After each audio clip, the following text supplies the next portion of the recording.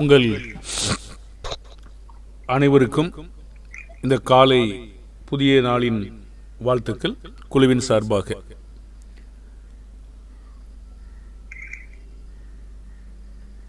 இந்த வாய்ப்பிலே தேவனுடைய தயவு நமக்கு இருந்ததற்காக முதலாவது அவருக்கு நாம நன்றியுள்ளவர்களாக இருக்கணும். ஏனென்றால் காலங்கள் அவருடைய கரத்தில் இருக்கிறது. நாட்கள் அவர் நமக்கு நன்மையாக கொண்டு வருகிறார். நாளை என்பது அவருடைய கரத்தில் இருக்கிறது. அப்படி இருக்கிற பொழுது நாம் ஆசீர்வதிக்கப்பட்ட பிள்ளைகளாக இருக்கிறோம். ஏனென்றால் இந்த நாளிலே நன்மையாக நடந்திருக்கலாம், தீமையாக நடந்திருக்கலாம். இருந்த போதிலும் எல்லாவற்றிலும் தேவன் நம்மை பாதுகாத்ததற்காக நன்றி சொல்ல வேண்டும்.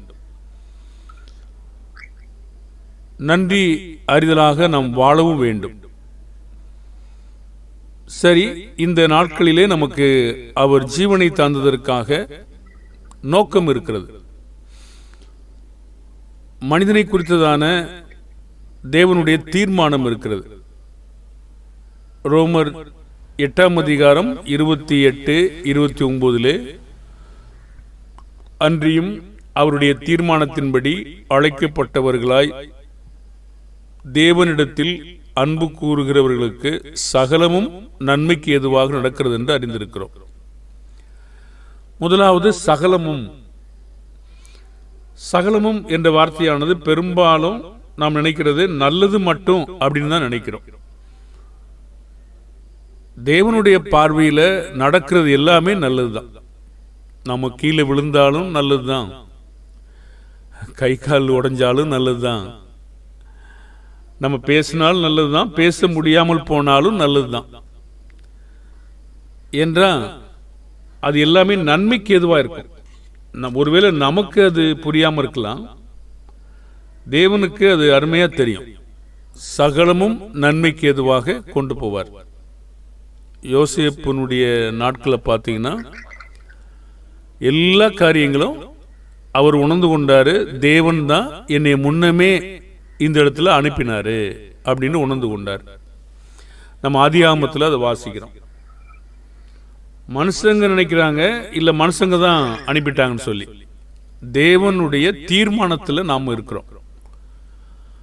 அவர் கொண்டு செல்கிற வழி அப்படிதான் இருக்கிறது. இஸ்ரவேல் மக்களை நடத்தும் போதும் கூட அப்படித்தான் இருக்கு. நியாயாதிபதிகளில் நம்ம படித்தோம்னா 2ஆம் அதிகாரம் 3ஆம் அதிகாரத்தில் படிச்சீங்கன்னா அந்த புறஜாதிகளை யோசுவாவாலேயோ மோசையாலேயோ துரத்த முடியாம இல்லை, தேவன் துரத்தல. எதுக்குன்னு கேட்டீங்கன்னா அவங்களை சோதிப்பதற்காக அவங்க விட்டுவிடப்படுறாங்க. அப்படியான இஸ்ரவேல் மக்களுடைய வாழ்க்கையின் நன்மையான காரியங்களை கண்டுபிடிப்பதற்காக தேவன் சில காரியங்களை செய்கிறார். அதே மாதிரி எலியா அந்த ஆற்று கேரித்தாற்றில் தண்ணி குடிச்சிட்டு இருந்தார், வத்தி போச்சு. சாப்பாடு காகம் கொண்டு வந்து கொடுத்தது. ஒரு சமயமானது தேவனுக்கு அங்கே தண்ணி கொடுக்க முடியாமலாம் கிடையாது. அவரை போஷிப்பதற்காக அநேக விதவைகள் இருந்த போதும் கூட சாரிபாத் என்ற விதவைகளிடத்தில் ஆயத்தம் பண்ணி இருக்கார். ஒரு நோக்கம் இருக்கு. அப்போ நமக்கு எந்த ஒரு காரியங்களும் நடந்தாலும் நாம் ஒருவேளை இப்படி நினைக்கிறோம். மனுஷிகமாக நினைக்கும் போது எனக்கு இந்த ஆண்டு நல்லாவே இல்லை, ரொம்ப ஒரு மோசமான ஆண்டாக இருந்துச்சு, சரீரத்தில் இவ்வளோ பெரிய பாதிப்பு இருந்துச்சு, இவ்வளோ பெரிய நோயினால் நான் பாதிக்கப்பட்டுட்டேன், ரொம்ப சூழ்நிலை நம்முடைய பார்வையில் நல்லா இல்லைன்னு யோசிக்கிறோம். ஆனால் தேவன் சகலத்தையும் நன்மைக்கு எதுவாக கொண்டு செல்றார். யாருன்னா அவருடைய தீர்மானம். அழைக்கப்பட்டதில் அன்பு கூறுகிறவர்களுக்கு தான் சகலமும் நன்மைக்கு எதுவாக நடக்கும். யோபு சொன்னது நமக்கு நினைவு இருக்கும், நன்மையை பெற்ற நாம் தீமையும் பெற வேண்டாமா. அப்போ தீமை என்ன நடக்கிற பொழுது நம்ம ரொம்ப சலிப்பாயிடுறோம். மனுஷன் தானே. ஏன்னா யோபு மனைவி தேவனை தூசித்து ஜீவனை விட சொன்னாங்க இல்லையா. இந்த மாதிரி நம்ம யோசனை இருக்கு. ஆனா நாம் இந்த வார்த்தைகள்லாம் படிக்கும்போது அவருடைய தீர்மானத்தில் நான் இவெல்லாம் பாடுபடணும், இதெல்லாம் கற்றுக்கொள்ளணும் அப்படின்னு தேவனுக்கு ஒரு திட்டம் இருக்கு. தம்முடைய குமாரன் 29ஆம் வசனம், அநேக சகோதரருக்குள்ளே முதற் பேரானவனாய் இருக்கும் பொருட்டு தேவன் எவர்களை முன்னறிந்தாரோ அவர்களை தமது குமாரனுடைய சாயலுக்கு ஒப்பாயிருப்பதற்கு முன்குறிச்சிருக்கார். பாருங்க, நமக்கு ஒரு ஆச்சரியமான ஒரு வழி இருக்கிறது. தேவனுக்கு தொலைநோக்கு திட்டம் இருக்கு. உலகம் தோன்றும் முன்னே குமாரனை முன்குறிச்சிருக்கார். அதற்குள்ள நாமளும் அவருடைய சாயல் வரணும்னு சொல்லி திட்டம் வச்சிருக்கார். இப்போ உலகம் தோன்றுவதற்கு முன்னாடினா மனுஷன் மற்ற காரியங்கள் இதெல்லாம் பார்க்கும்போது தேவனுக்கு ஒரு பெரிய திட்ட வரைகுறிப்பு இருக்கு. இது போன்ற நமக்கு கூட ஒரு திட்டம், ஒரு தீர்மானம் நமக்கு நிறைய இருக்கணும். அதனுடைய முக்கியமான நோக்கம் என்னவென்றால் தமது குமாரனுடைய சாயலுக்கு ஒப்பாயிருப்பதற்கு. அப்ப அந்த சாயல் அடைவதற்கு நமக்கு வழி என்ன? ஒன்று, அந்த சாயல் ரூபிப்பதற்கு குமாரன் எப்படி வளர்ந்தாரு அப்படிங்கிற வளர்ச்சி நமக்கு நிறைய தெரியும். குமாரனுடைய வளர்ச்சி நமக்கு பெரிய மாதிரி. அந்த வளர்ச்சி பாடுகள் வழியா இருக்கும், பிதாவின் சித்தம் செய்வதாக இருக்கிறது, பிதாவை பிரியப்படுத்துவதாக இருக்கிறது, இப்படி நிறைய காரியங்கள் இருக்கிறது. அப்ப அந்த வளர்ச்சியை அடையணும்னா நமக்கு நிறைய வார்த்தைகளை நம்ம கேட்கணும். நிறைய வார்த்தைகளை கேட்டு அல்லது படிச்சாலோ உணர்ந்து கொள்ளுதலோடு நம்ம பெற்றிருக்கணும். அந்த உணர்ந்து கொள்ளுதல் பரத்திலிருந்து தான் நமக்கு கிடைக்கணும். குமாரனுடைய வளர்ச்சி அடைவது எப்படி அப்படின்னு கேட்டீங்கன்னா, 1 கொரிந்தியர் 14ஆம் அதிகாரம் 3ஆம் வசனத்தில், தீர்க்க தரிசனம் சொல்லுகிறவனோ மனுஷருக்கு பக்தி விருத்தியும் புத்தியும் ஆறுதலும் உண்டாக பேசுகிறான். அப்போ தீர்க்க தரிசனம் என்ற உடனே நம்ம எல்லாமே நினைக்கிறோம் வருங்காலத்தில் எதிர்காலமா சொல்லப்படுகிறதா அப்படின்னு தான் நினைக்கிறோம். ஆனா எல்லா நேரங்களும் அது இல்லை. தீர்க்க தரிசனம் அப்படின்னா இங்கே என்னன்னு கேட்டீங்கன்னா பக்தி விருத்தி புத்தி ஆறுதல். அதை நான் சொல்லல, அந்த வார்த்தை அப்படிதான் இருக்கு. அப்ப பக்தி விருத்தினா உங்களுக்கு தெரியும், கட்டுவிக்கப்படுகிறது, மேலும் மேலும் அதிகமான வளர்ச்சி. புத்தி அது தேவனுடைய புத்தி. ஆறுதல்னா தேவனிடமாக நெருக்கமாக அழைக்கப்படுறது. ஒரு தேவனுடைய வார்த்தையில இவ்வளவு பெரிய வேலை நடக்கும். அப்ப குமாரனுடைய சாயல் நம்ம அடையணும்னா அதிகமான வார்த்தைகள் நாம கேட்கணும், அதிகமான பாடணும். ஒரு குறிக்கோள் இருக்குமானால் நமக்கு நிறைய தாகம் இருக்கும். தேவனுடைய வார்த்தையில தாகம் இருக்கும், வாஞ்சை இருக்கும், பசிதாகம் இருக்கும், ஒரு விருப்பம் இருக்கும், நிறைய காரியங்கள் இருக்குங்க. மத்த 5:6 நம்ம படிக்கும்போது சொல்றாரு, நீதியின் மேல் பசிதாகம் உள்ளவர்கள் பாக்கியவான்கள், அவர்கள் திருப்தி அடைவார்கள். யாரெல்லாம் தேவனுடைய அல்லது குமாரனுடைய தேவன் நம்ம கற்பித்திருக்கிற நீதியின் மேல பசியும் தாகம் இருக்கோ அவங்க ஆசீர்வதிக்கப்பட்ட பிள்ளைங்க. இப்போ பசியும் தாகமும் எதை நோக்கி இருக்கணும்னா நீதியை குறித்து இருக்கணும். யாருடைய நீதி அப்படின்னு கேட்டீங்கன்னா இங்கே அதுக்கான பதில் இல்லை. நம்ம மேல வளர்ற வளர்ச்சியை பார்க்கும்போது இயேசு கிறிஸ்து நமக்கு என்ன கற்பித்திருக்கிறாரோ அதை நோக்கி நம்ம வளரணும், அவருடைய சாயல் அடையணும். அப்ப இந்த தாகமும் வாஞ்சையும் விருப்பம் உள்ளவங்க தான் திருப்தி அடைய முடியும். அப்ப திருப்தி அடைவதற்கு நம்ம ஒரு காரியத்தை வெளியே அனுப்ப வேண்டி இருக்கிறது, ஒரு காரியத்தை உள்ளே கொண்டு வரணும். வெளியே அனுப்பாம உள்ளே ஒன்றும் நடக்காது. ஏன்னா அதுக்கான வார்த்தை இப்படி இருக்கிறது. என்ன வார்த்தை என்றால் எபேசியர் 4ஆம் அதிகாரம் 22, 23, 24, அந்தப்படி முந்தின நடக்கைக்குரிய மோசம் போக்கும் இச்சைகளாலே கெட்டுப்போகிற பழைய மனுஷனை நீங்கள் களைந்து போடுங்க. ஒருவேளை எப்போதுமே இது ஞானசானத்துக்கு நேரங்களில் நம்ம சொல்லுவோம். அது மட்டும் இல்லை, ஏன்னா அங்கே ஒரு வார்த்தை இருக்கு, நம்ம பார்ப்போம். முந்தின நடக்கைக்குரிய மோசம் போக்கும். அது எந்த ஒரு நம்முடைய நினைவுகள் எல்லாமே என்ன செய்யும் கேட்டீங்கன்னா மோசம் போக்குற ஒரு காரியமாக தான் இருக்கும். பொதுவாக ஒரு உதாரணம் சொல்றீங்களேன், எபிரேய கிறிஸ்தவர்கள் சபை கூடி வருதலை விட்டு விட்டாங்க இல்லையா? அப்போ பெரும்பாலான மக்கள் என்ன நினைக்குன்னா, பொதுவாக அது சபையா இருக்குது நல்லா பொருந்தும், அதே மாதிரி நமக்கும் கூட அது பொருந்தும். கூடுனா ஞாயிற்றுக்கிழமை மட்டும்தான் அப்படின்னு சில மக்களுக்கு தோணுது. அது காலை நேரம் மட்டும்தான் அப்படின்னு தோணுது. அங்கே ஒரு ஞாயிற்றுக்கிழமை மட்டும் அப்படின்லாம் ஒரு வார்த்தை இல்லவே இல்லை. சபை கூடுனா அனந்த ஞானமானது வெளிப்படுத்தப்படுது. எபிரேய கிறிஸ்தவர்கள் ஏன் சபையா கூட விட்டுட்டாங்கன்னா, கர்த்தருடைய சிட்சையை அற்பம் பண்ணிட்டாங்க, சோர்ந்து போயிட்டாங்க, முடமாகி போயிட்டாங்க, பின்னுக்கு போயிட்டாங்க. அப்போ ஏன்னா அவங்க கூடுகையை விட்டதுனால தேவனுடைய வார்த்தையை கேட்க முடியல.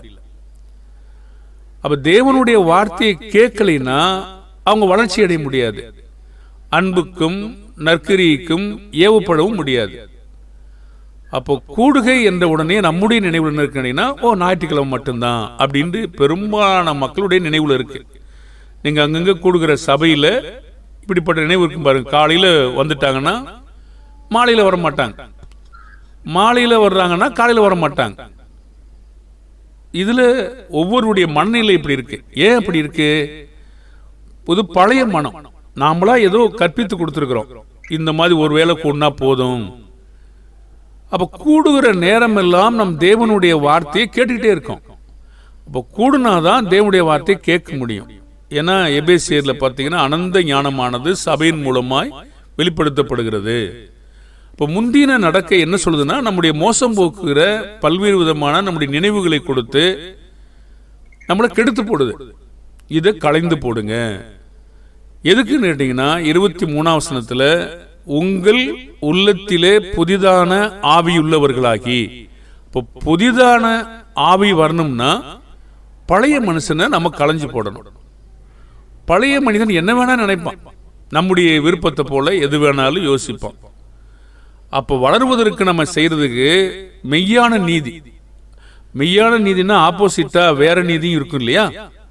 நமக்கு நாமே நம்ம நீதிமானா என்றது, என்னையே நான் உயர்வா என்றது, என்னையே மேன்மை என்றது, பூமிக்குரிய காரியங்களை மேன்மை என்றது, இதெல்லாம் நான் போதும் நானே நினைச்சுக்கிறது, இதெல்லாம் என்னுடைய நீதியா இருக்கும். சொந்த நீதி எப்படி இருக்குன்னு சொல்றாருங்க ஏசாயாவுல, அழுக்கான கந்தை. அப்ப என்னுடைய நீதி எல்லாம் ரொம்ப சிறப்பா இருக்கும் அப்படின்னு எப்பவும் எண்ண முடியாது. மெய்யான நீதி நிறைய நீங்க பாத்தீங்கன்னா களங்கம் இல்லாத ஞானப்பால் அப்படின்னா ஆப்போசிட்டா ஏதோ ஒன்று இருக்கு இல்லையா? மெய்யான கிருபை, அப்போ ஆப்போசிட்டா ஏதோ இருக்கும் இல்லையா? இல்லைன்னா அப்படி சொல்ல மாட்டார். அப்போ மெய்யான நீதியிலும் பரிசுத்தத்திலும், பரிசுத்தம்னா நமக்கு தெரியும் தேவனுக்காக பிரித்தெடுக்கப்படுகிறது, தேவனுடைய சாயலாக சிருஷ்டிக்கப்பட்ட புதிய மனிதனை தரித்துக் கொள்ளுங்கள் என்று ஒரு வார்த்தை இருக்கு இல்லைங்களா? அப்போ ஒரு காரியத்தை நம்ம கவனிப்போம், குமாரனுடைய சாயல் அடையணும்னா இந்த பழைய சுபாவங்கள் எல்லாம் நாம ஒழிக்கணும், ஒரு புதிய மனதை நாம பெறணும். தேவனுடைய சாயலாக சிருஷ்டிக்கப்பட்ட புதிய மனுஷனை தெரிந்து கொள்ளணும். நீங்க ஒரு கேள்வி கேட்டுக்கல உங்களுக்குள்ளேயே, நம்ம ஏற்கனவே தேவ சாயலாக படைக்கப்பட்டோமே, அப்புறம் என்னத்தை புதிய மனுஷனை தெரிந்து கொள்றது? இது அதுக்கு சம்பந்தமா இருக்கா? அப்படி இருந்தா எதுக்கு தரித்து கொள்ளும்படி சொல்றாரு? நம்ம எல்லா சாயலும் வளர்ந்தவர்களாகவே படைக்கப்பட்டோம்னா எதுக்கு தரித்து கொள்ளணும்? அப்ப சிருஷ்டிக்கப்பட்ட புதிய மனுஷனை தரித்து கொள்ளுங்கள் ஒரு வார்த்தை வச்சிருக்காரு இல்லையா? அப்ப இந்த மனதுல நம்முடைய மனம் யாரை நோக்கி வளரணும்னு கேட்டீங்கன்னா, கொலோசியர் 3ஆம் அதிகாரம் 10வது வசனம், தன்னை சிருஷ்டித்தவருடைய சாயலுக்கு ஒப்பாக பூரண அறிவடையும்படி. பாருங்க, முழுமை அடைவதற்கு நிறைய வழிகள் வச்சிருக்கார். அதுல பெரும்பாலும் பாத்தீங்கன்னா இயேசு கிறிஸ்துனுடைய வழியை நீங்க பாத்தீங்கன்னா, பட்ட பாடுகளினாலே பூர்ணராக்கப்பட்டார். யாக்கோபு 1:2-3 பார்த்தோம்னா பலவிதமான சோதனைகளில். அப்ப இந்த பூரணம் என்ற வழியானது புதிய ஏற்பாட்டில் நீங்க பார்க்கிற பொழுது கிறிஸ்துனுடைய அந்த வழிதான் நம்ம சிறப்பான வழி. இது எங்கிருந்து வரணும் அப்படின்னு கேட்டீங்கன்னா கிறிஸ்துவனிடமிருந்து நமக்கு வரணும். அப்ப கிறிஸ்து 1 பேதுரு 4:1 மாம்சத்தில் பாடுபட்ட சிந்தையை நீங்களும் ஆயுதமாக தரித்துக் கொள்ளுங்கள் என்று ஒரு வார்த்தை இருக்கு. அப்ப அவருடைய சாயல் அடைய வேண்டுமானால் அந்த வார்த்தையானது கிறிஸ்துவிடமிருந்து வந்ததாக இருக்கிறது, அது தேவனிடமிருந்து பெற்றுக்கொண்டதாகவும் இருக்கிறது. அப்ப பூரண அறிவடையும்படி புதிதாக்கப்பட்ட புதிய மனுஷனை தரித்து கொண்டிருக்கிறீர்களே என்று இங்கே பேசுறார். இப்ப பழைய சுபாவத்தை நாம் அழிக்கும் போது எது புதிதாக்கப்படும்? இதுல நம்ம அழிக்கிறதுக்கு சோர்வு நமக்கு இருக்கும். அதாவது பாடுகள் இருக்கிறதுனாலையும், இப்ப காலை எழுந்திருக்கும் போது எத்தனை பேருக்கு ரொம்ப உற்சாகமான நம்ம இருக்கு? சிலர் இருக்கும். சிலர் நம்முடைய சரீரம் சோர்வாகுது. சில நேரங்களில் யோனா என்ன சொன்னாரு? ஆண்டவரே, நான் சாகிறது நல்லதுன்றார். மோசே இந்த ஜனங்களுடைய பயங்கர தொல்லையினாலே என் பேரை கிறுக்கி போட்டிருந்தார். எலியா போய் சூரசெடி கீழே போய் படுத்துட்டார். பாருங்க, இப்படி நம்ம சில நேரங்களில் சோர்ந்து போகலாம். ஆனா அப்போஸ்தலர்கள் கண்டிப்பா சோர்ந்து போகல. ஏன்னா அவங்க தெளிவாவே இருக்காங்க. அவங்க பெற்றுக்கொண்ட அந்த வார்த்தையில உறுதி உள்ளவர்களாகவும் வளர்ச்சி அடைவதற்காகவும் நாளுக்கு நாள் வளர்வதற்கும் அவங்க தங்களை ஆயத்தப்படுத்தி வச்சிருக்காங்க. அது அவருடைய தயவுனால. 2 கொரிந்தியர் 4:16 ஆனபடியினாலே நாங்கள் சோர்ந்து போகிறதில்லை. எங்கள் புறம்பான மனுஷனானது அழிந்தும் உள்ளான மனுஷனானது நாளுக்கு நாள் புதிதாகப்படுகிறது. ஒவ்வொரு முறையும் நம்ம தேவனுடைய வார்த்தையை கேட்கும் பொழுது ஒரே நம்ம ஞானஸ்நானம் எடுத்த உடனே வளர்ந்துட்டோம் அப்படின்னு பெரும்பாலான மக்கள் நினைக்கிறாங்க. இந்த உள்ளான மனிதனானது டே அண்ட் டேயாக, அதாவது நாளுக்கு நாளாக புதுசாகிட்டே இருக்குது. அப்போ புதுசாகணும்னா என்ன செய்யணும்னா பழைய, அதாவது புறம்பான மனுஷனானது அழிந்தும். இப்போ புறம்பான மனுஷன்னா ஒருவேளை நம்ம சரீரத்தை ஒரே நாளில் சாகடிச்சிட்டோம்னா எப்படி வளருவோம்?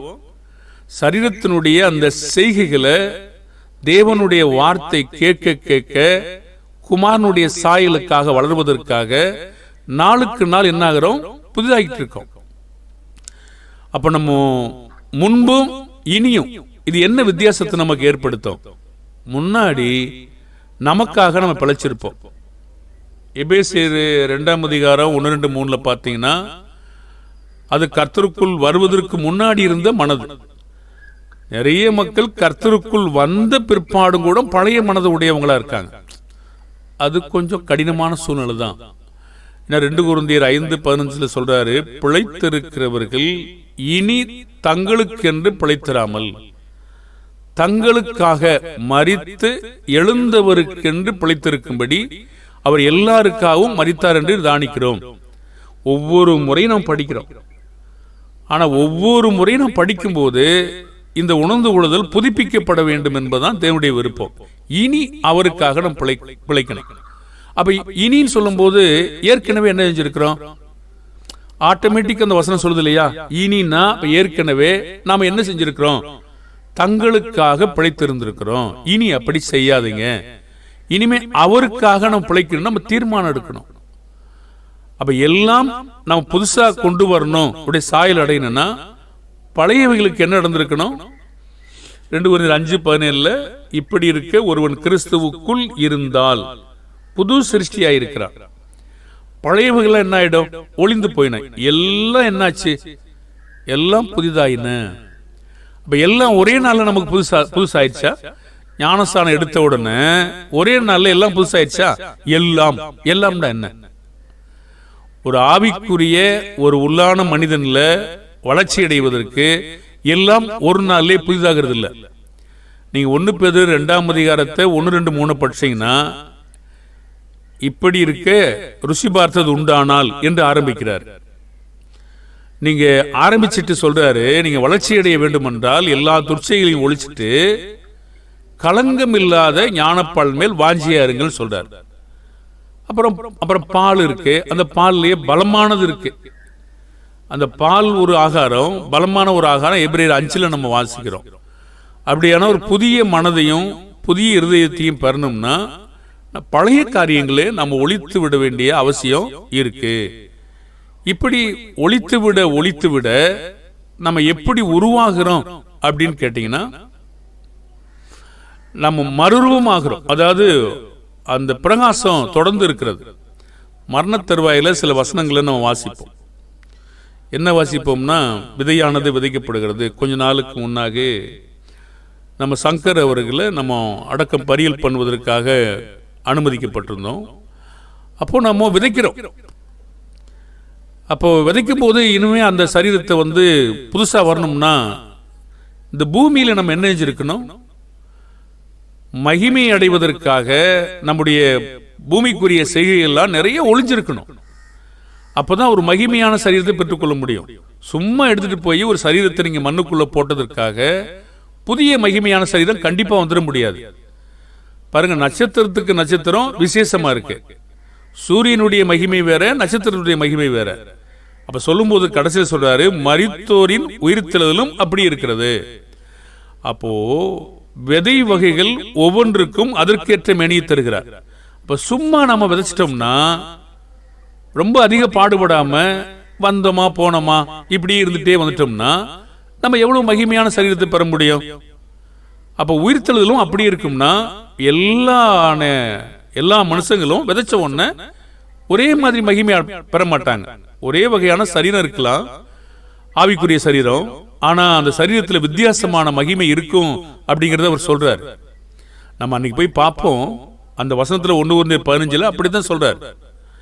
அப்படி சொல்லிட்டு இதை சொல்றாரு, வித்தியாசமான வேறு வகையான ஆவிக்குரிய சரீரத்தை நாம் பெற்றிருந்தாலும் ஒரு மகிமை என்று வருகிற பொழுது நமக்கு ஒரு இன்னும் பிரகாசம், மறு ரூபம் தேவைப்படுது.